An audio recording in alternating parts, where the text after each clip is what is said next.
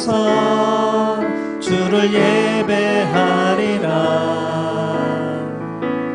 아무도 찬양하지 않는 그곳에서 나 주를 찬양하리라. 누구도 헌신하지 않는 그곳에서 주께 헌신하리라.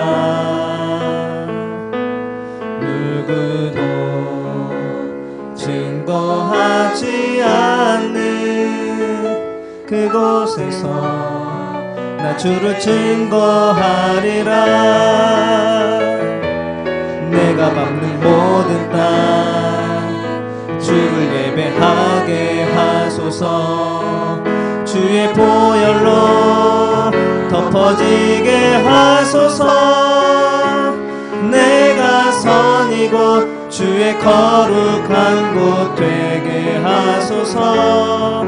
주의 향기로 물들이소서. 아무도 예배하지 않는, 아무도 예배하지 않는 그곳에서 주를 예배하리라. 아무도 찬양하지 않는 그곳에서 나 주를 찬양하리라.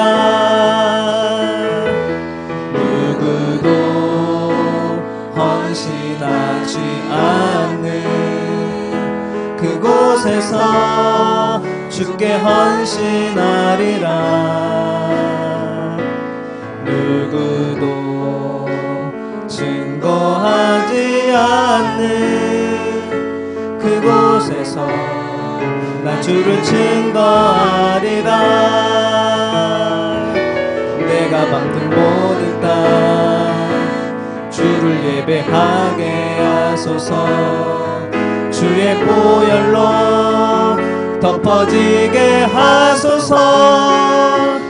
내가 선이고 주의 거룩한 곳 되게 하소서. 주의 향기로 물들이소서. 하나님 앞에 영광의 박수 올려드리겠습니다.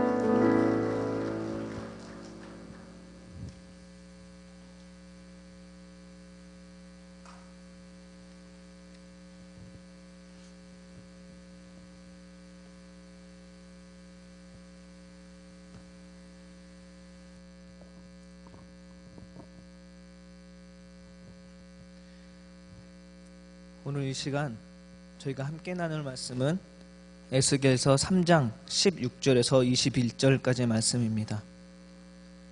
구약 1153페이지입니다. 에스겔서 3장 16절에서 21절까지의 말씀입니다.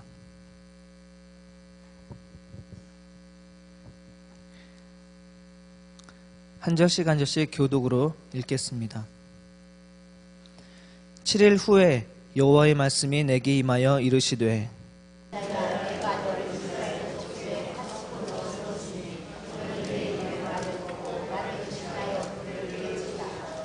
가령 내가 악인에게 말하기를 너는 꼭 죽으리라 할 때에 내가 깨우치지 아니하거나 말로 악인에게 일러서 그의 악한 길을 떠나 생명을 구원하게 하지 아니하면 그 악인은 그 죄악 중에서 죽으려니와 내가 그의 핏값을 내 손에서 찾을 것이고 내가 악인을 깨우치되 그가 그의 악한 마음과 악한 일에서 돌이키지 않으면 그는 내 죄악 앞에서 죽으려니와 너는 내 생명을 구원하리라. 또 의인이 그의 공의에서 돌이켜 악을 행할 때에는 이미 행한 그의 공의는 기억할 바 아니라 내가 그 앞에 거치는 것을 두면 그가 죽을지니 이는 내가 그를 깨우치지 않았음이니라. 그는 그의 죄 중에서 죽으려니와 그의 핏값은 내가 내 손에서 찾으리라. 그러나 내가 그 의인을 깨우쳐 정죄하지 아니하게 하고 그가 정죄하지 아니하는 정령을 살리니 이는 깨우치는 것이며 너도 내 영혼을 구원하리라. 아멘. 네.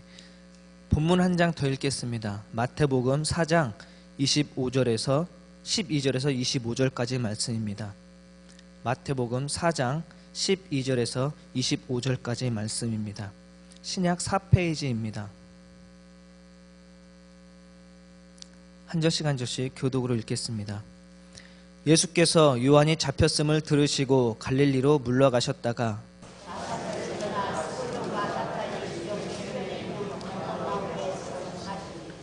이는 선지자 이사야를 통하여 하신 말씀을 이루려 하심이라. 일러스되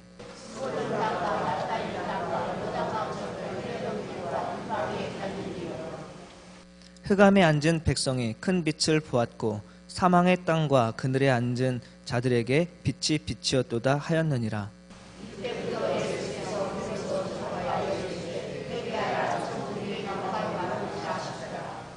갈릴리 해변에 다니시다가 두 형제 곧 베드로라 하는 시몬과 그의 형제 안드레가 바다에 금을 던지는 것을 보시니 그들은 어부라.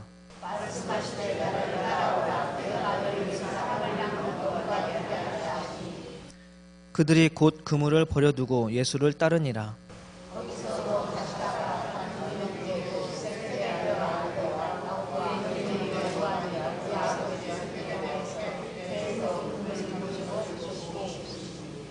그들이 곧 배와 아버지를 버려두고 예수를 따르니라.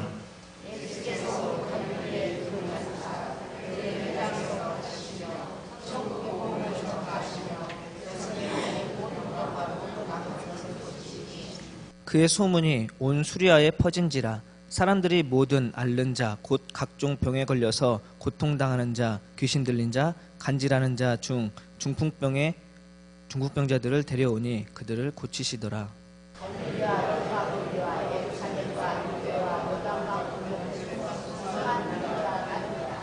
아멘. 먼저 옆 사람과 인사를 나누겠습니다. 정말 진심을 담아서 사랑합니다 인사하겠습니다.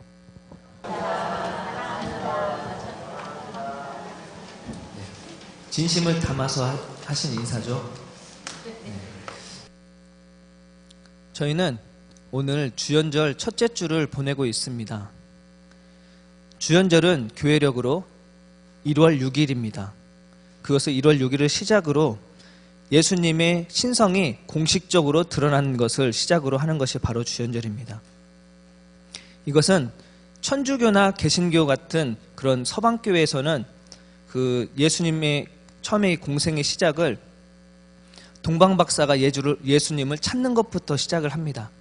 그런데 그 정교회라고 하는 그런 동방교회에서는 예수님께서 세례 요한에게 세례를 받은 이유를 예수님의 공생의 시작으로 보고 있습니다. 오늘 본문의 그 마태복음 본문 말씀은 예수님이 세례 요한에게 세례를 받은 이후에 공생의 시작을 그 본문으로 하고 있습니다.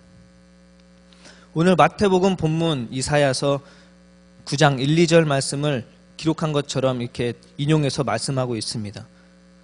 거기서는 예수님이 스불론과 납달리 근처에 있는 갈릴리 가버나움에서 거처를 정하고 거기서 이제 활동을 시작하는 것으로 이야기를 시작합니다.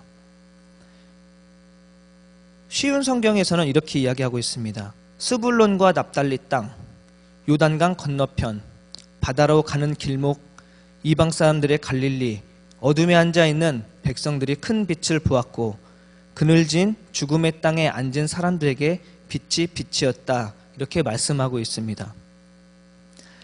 마태는 예수님을 어둠에 처한 사람들의 빛이라고 이야기합니다. 그리고 좀 더 나아가서는 죽음에 처한 사람들에게 생명의 빛이라고 비유를 하고 있습니다. 그리고 예수님 또한 요한복음에서 8장 12절 말씀에 나는 세상의 빛이다. 나를 따르는 사람은 어둠 속에 다니지 아니하고 생명의 빛을 얻을 것이다 라고 자신을 증거하고 계십니다. 마태는 예수 그리스도를 세상의 빛으로 상징화하고 있습니다. 그리고 빛은 모든 생명의 근원이기 때문에 예수님은 우리에게 생명의 빛으로 다가오십니다. 이 빛된 예수님을 믿고 우리가 영접하는 사람은 영원한 생명을 얻는다라고 이야기하는 것이 바로 우리 그리스도 교회의 교리이고 또 진리이며 복음입니다.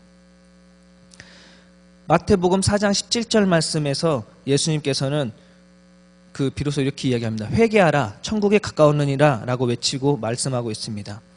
생명의 빛이신 예수님도 이 세례 요한이 했었던 것처럼 회개하라고 외치고 있습니다. 오늘 읽지 않았지만 마태복음 3장 2, 3절 말씀에 보면 이사야 선지자가 세례 요한을 이야기하고 있는데 이렇게 이야기하고 있습니다. 광야에 외치는 자가 소리가 있어 이르되 너희는 주의 길을 예비하러 그가 오실 길을 곧게 준비하라 라고 이야기하고 있습니다. 세례 요한이 바로 광야에 외치는 자입니다. 그리고 그는 이렇게 외칩니다. 회개하라 천국이 가까웠느니라. 요한은 사람들에게 회개를 촉구하고 또 세례를 베풀면서 주님의 길을 예비하고 있습니다. 그리고 예수님도 세례를 받기 위해 갈릴리로 요단강으로 가고 있습니다. 이때 요한은 예수님을 알아보고 이렇게 얘기합니다. 선생님, 제가 선생님한테 오히려 세례를 받아야 되는데 어찌 저한테 나오십니까? 이렇게 세례 요한은 예수님께 질문을 합니다. 세례는 어떤 것일까요? 여기 앉아서 예배를 드리는 대부분의 성도님들은 다 세례를 받으셨을 겁니다. 세례는 앞으로 올 하나님의 통치 앞에 내 전적으로 모든 것을 다 내려놓고 하나님의 뜻을 완전히 이루며 나가는 그런 삶의 시작이 바로 세례를 받는 것의 시작입니다. 그리고 또 이 세례 속에서 예수님은 이렇게 이야기를 합니다. 지금은 허락해라. 이렇게 우리가 모든 의를 성취하는 것이 합당하다라고 예수님은 세례 요한에게 이야기를 합니다. 이 말씀은 마태복음에서 예수님이 맨 처음에 하신 말씀으로 기록한 것이 바로 이 말씀입니다. 하나님과 사람들 그리고 우리 모두가 더불어서 연대하는 그런 것을 예수님은 이렇게 말씀하고 있습니다. 우리 이렇게 이야기합니다. 이 우리라는 의미는 세례 요한도 포함하고 그리고 예수님 이후 지금까지 또 앞으로 계속 세례를 받는 모든 사람을 뜻하는 단어가 바로 우리입니다. 그렇다면 예수님과 함께 연대해서 나가는 우리, 세례를 받은 우리는 어떻게 살아야 될까요? 우리의 삶을 다시 한번 이 시간 중간 점검해서 돌아보는 시간 됐으면 좋겠습니다. 우리는 하나님의 뜻을 이루는 삶을 살고 있습니까? 세례 요한에게 세례를 받은 예수님은 성령에 이끌려서 세례를 받은 이후에 광야로 떠납니다. 그리고 또 40일을 금식하면서 시험을 당하십니다. 본문 12절을 보면은 예수님께서 요한이 잡혔다는 것을 들으시고라고 말씀을 시작하고 있습니다. 요한은 헤롯 왕에게 강하게 비판을 합니다. 그래서 잡힙니다. 무엇 때문에 요한은 그렇게 강하게 비판해서 잡혔을까요? 성경을 보면 헤롯이라는 이름이 여러 번 나옵니다. 그래서 우리는 헤롯을 헷갈릴 수도 있습니다. 처음에 예수님을 잡아 죽이려고 했었던 아기 예수를 죽이려고 했던 그 헤롯은 쉽게 말하면 헤롯 대왕이라고 할 수 있습니다. 이 헤롯 대왕이 바로 동방 박사들에게 거짓으로 나도 예수님께 절하러 간다라고 속여서 죽이려고 했었던 왕이 바로 헤롯 대왕입니다. 그리고 헤롯 첫 번째 있었던 그 헤롯 대왕은 10명의 부인이 있었습니다. 그 10명의 부인 가운데 많은 아들들을 낳습니다. 근데 많은 아들들 중에서도 중요한 인물이 3명이 있습니다. 그 이름은 안디바, 또 빌립, 그리고 아켈라오라는 아들입니다. 그런데 이 안디바, 빌립, 아켈라오 이 3명 다 이름이 따로따로 나온 것이 아니라 똑같이 헤롯 이렇게 나옵니다. 그러니까 우리는 이 헤롯이 저 헤롯인 것 같고 저 헤롯이 이 헤롯인 것 같고 헷갈릴 뿐입니다. 오늘 그 요한이 잡아갔던 그 헤롯은 헤롯 대왕의 헤롯이 아니라 헤롯 안디바라는 헤롯의 왕입니다. 그런데 재미있는 일이 있습니다. 세례 요한이 외치는 것에 있어서는 아주 암울한 가정사가 이곳에 섞여 있는 것을 볼 수 있습니다. 헤롯 안디바라는 이 왕은 세례 요한이 강하게 외쳤던 그 왕인데 이 왕의 모습을 보면 이렇습니다. 이 헤롯 안디바의 동생이 빌립, 헤롯 빌릿이라는 동생이 있었습니다. 이복 동생입니다. 이복 동생이 있었는데 이 이복 동생에게는 부인이 있습니다. 부인 이름이 헤로디아라는 여자입니다. 헤로디아라는 이 여자는 우리가 너무나 잘 알고 있는 안디바의 부인입니다. 제가 아까 말씀드렸죠. 빌립의 부인이 바로 헤로디아입니다. 그런데 다시 또 안디바의 부인으로 나옵니다. 오늘 그 말씀에는. 어떻게 된 일이냐면 원래 처음에 이 헤로디아라는 여자는 빌립의 부인입니다. 그런데 이 부인은 모습이 너무 아름다운 모습에 있었던 것 같습니다. 헤롯 안디바가 갈릴리를 갔다가 동생 집에 들릅니다. 동생 집에 딱 빌립이라는 헤롯 빌립이라는 동생 집에 딱 들렸는데 부인이 너무나 예쁩니다. 너무나 예쁜 모습에 서로 사랑에 빠지게 됩니다. 서로 사랑에 빠지게 된 상태에서 안디바는 원래 있었던 전 부인하고 이혼하고 이 헤로디아라는 여자하고 결혼을 합니다.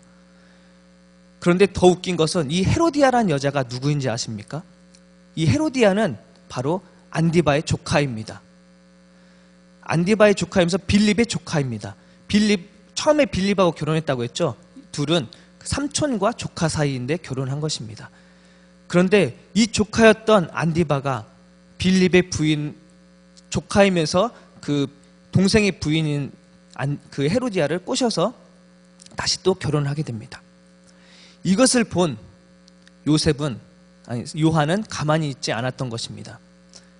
그들한테 외친 것은 회개하라 천국이 가까웠느니라 이렇게 외칩니다. 모세의 율법에 비춰 봤을 때 이것은 가만히 볼 수 있는 것이 아닙니다. 원래 철을 내 부인과 이혼하기 위해서는 부인이 간통을 했거나 아니면 다른 것을 했을 때 이혼의 사유가 됩니다. 그런데 그게 아니라 오히려 자신이 다른 여자의 사랑에 빠져서 자기 부인을 버립니다.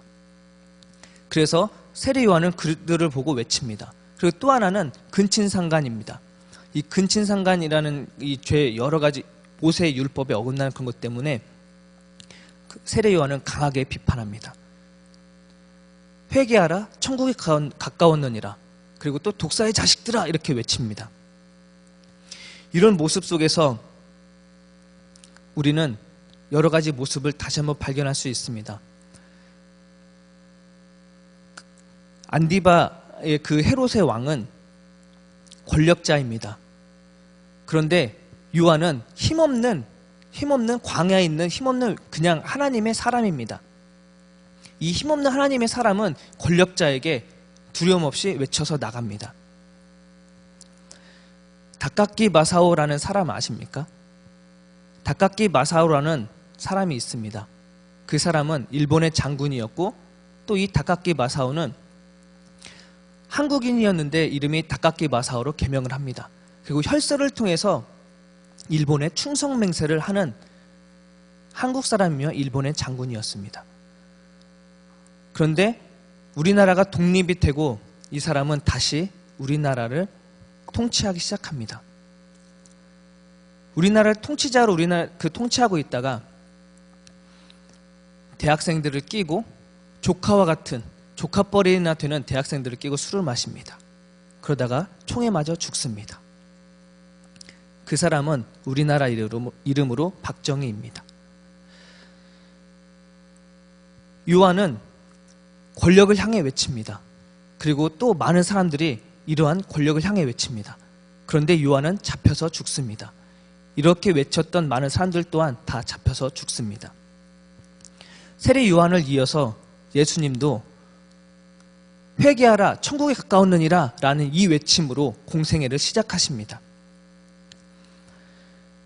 예수님이 공생애를 시작하는 첫 말씀이 바로 회개하라 천국이 가까웠느니라 이 말씀입니다. 세례 요한은 위정자들의 불의에 그런 잘못에 대해서 외쳤고 또 그 외침으로 죽임을 당합니다. 예수님도 마찬가지로 그 불의에 대하여 외칩니다. 우리도 하나님의 말씀에 빗대어 내 삶이 잘못된 것이 있다면 내 스스로 회개하고 다시 하나님 곁으로 돌아와야 합니다. 그리고 말씀에 빗대어서 잘못된 것을 우리가 보고 있다면 우리는 외쳐야 합니다. 회개하라, 천국이 가까웠느니라. 구약의 말씀에 에스겔 말씀을 보면 이것은 해도 되고 안 해도 되는 그런 말씀이 아닙니다. 에스겔 3장 18절 말씀을 보겠습니다. 에스겔 3장 18절 말씀 제가 읽겠습니다. 가령 내가 악인에게 말하기를 너는 꼭 죽으리라 할 때에 내가 깨우치지 아니하거나 말로 악인에게 일러서 그의 악한 길을 떠나 생명을 구원하게 하지 아니하면 그 악인은 그의 죄악 중에 죽으려니와 내가 그의 핏값을 내 손에서 찾을 것이고 라고 말씀하고 있습니다. 이 말씀을 쉽게 이야기하면 악을 행하는 자, 그 사람을 보고 그 사람에게 깨우치거나 경고하지 않으면 그 사람은 그 내 잘못된 것을 죽게 됩니다. 그러나 우리에게 그 사람에게 깨우치지 않았던 것을 다시 묻는다라는 말씀입니다. 그 책임을 우리에게 묻게 되는 것입니다. 악인이 깨닫도록 경고를 하면 악인이 돌아서지 않든 돌아서든 상관없이 우리는 그 죽음에서 면하게 됩니다. 그래서 우리는 무조건 원턴 원하지 않던 우리는 외쳐야 합니다. 그리고 말씀의 뒤를 보면 이렇게 이야기합니다. 의인의 길에서 또 의인이 그 길에서 악의 길로 넘어가려고 할 때 우리는 그 사람들에게 또 외쳐야 합니다. 잘못된 길을 가지 못하도록 바른 길을 가도록 우리는 외쳐야 합니다. 그렇게 외치지 않으면 우리가 같이 신앙생활을 하다가 열심히 신앙생활을 하고 있는 다른 길로 곁길로 빠지게 돼요. 그러면 우리는 그 사람 떼비 두는 것이 아니라 그 사람을 계속해서 우리는 권면을 해야 합니다. 권면을 하지 않으면 오늘 말씀에 에스겔서 말씀에는 그 사람이 의의 길에서 악의 길로 돌아가게 되면 그 사람 그것 때문에 죽게 됩니다. 그런데 우리에게 다시 또 주님께서 질문한다고 합니다. 그 사람이 죽은 죄값을 우리에게 묻는다라고 얘기합니다. 그래서 우리는 악한 사람이 악한 행동을 하거나 원래 의인이었던 사람이 악한 일을 행할 때 우리는 그들에게 권면을 하고 이야기를 해야 합니다. 하나님께 돌아서도록 다시 말씀에 우리가 바로 서면 나갈 수 있도록 우리는 이야기를 해야 합니다. 주연절 생명의 빛으로 주님의 공생애를 기념하는 날이 바로 오늘입니다. 그리고 또 우리는 그 시간 예배를 드리고 있습니다. 오늘 예배를 드리고 나아가는 우리 삶을 다시 한번 점검하며 나아가기 원합니다. 나는 혹시 곁길로 새고 있는 건 아닌지, 또 아니면 나는 잘못된 것을 보고도 이야기를 하지 않고 있는 건 아닌지 내 삶을 점검하며 나아가고 또 내 이웃과 함께 주님의 말씀에 바로 서며 나아가는 우리 신풍교회 모든 성도님들이 되길 간절히 소원합니다. 그리고 당당히 외치고 그때 비로소 우리는 진정한 그리스도인이 되고 생명의 빛으로 오신 예수님의 삶을 따라 우리도 그와 함께 생명의 빛으로 살아가게 될 줄 믿습니다. 기도하겠습니다.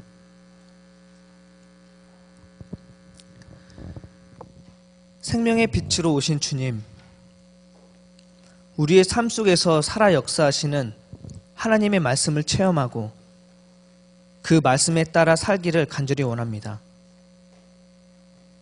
성령의 능력으로 우리를 채우셔서 때를 얻든지 못 얻든지 복음을 전할 수 있게 하여 주실 간절히 원합니다. 이 땅 위에 주님께서 주시는 사랑과 기쁨, 평안과 위로가 넘치길 간절히 원합니다. 오늘 이 시간 생명의 빛으로 이 땅에 오신 예수님의 이름으로 기도드리옵나이다. 아멘.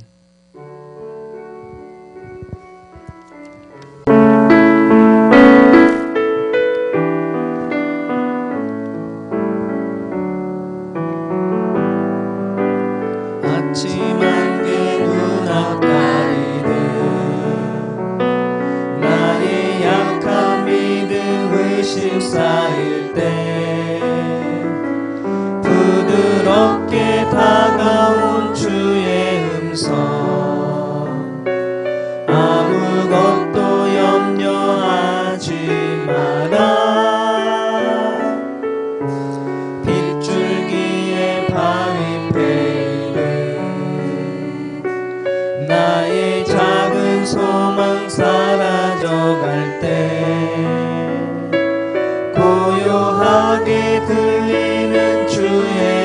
주옵소서.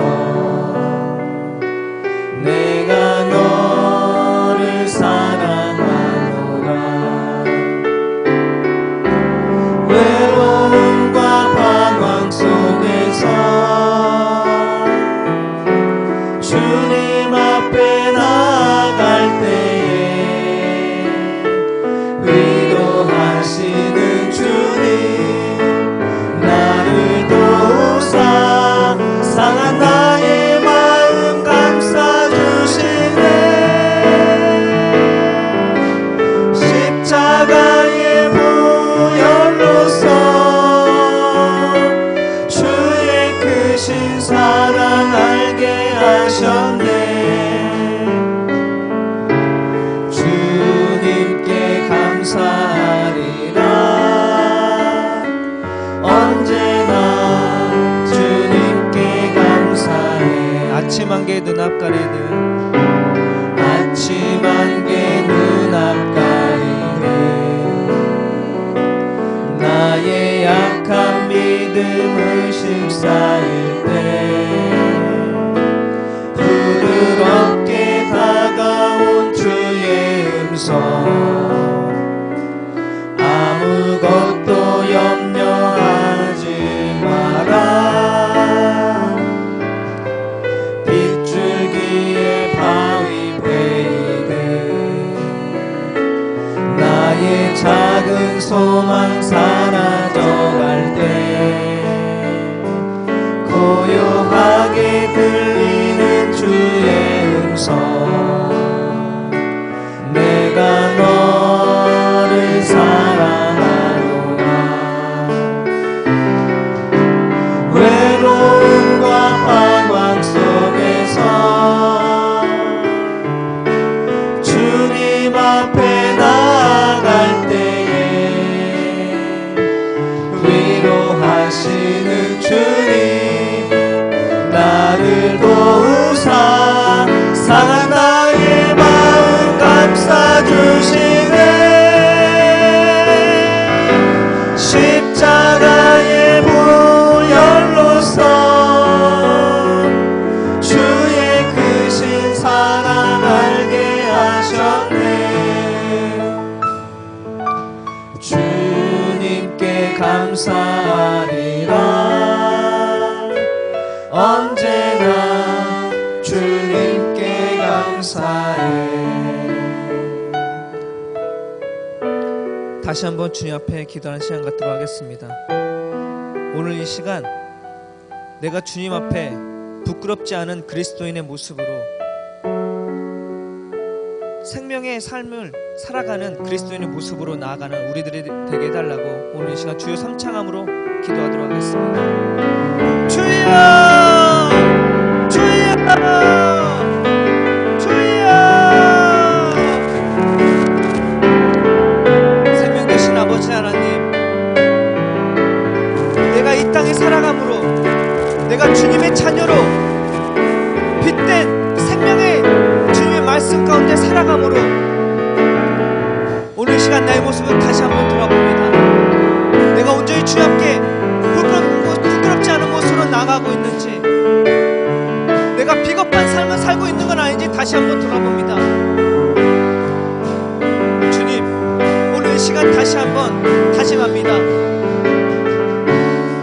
내 삶 가운데 나를 돌아봤을 때 내가 주의 말씀에 바로 서지 못하면 주님 나를 붙드시고 내가 주님께 바로 돌아설 수 있도록 주님 나를 붙들으시기 간절합니다. 아버지, 또한 아버지 내가 살아가고 있는 그곳에서 내가 주의 말씀에 아버지 빛된 곳에 바로 된 것을 보고 있을 때 아버지 나는 그들을 놓고 외칠 수 있는 아버지 용기를 줄 수 있도록 주여 이끌어 주시옵소서.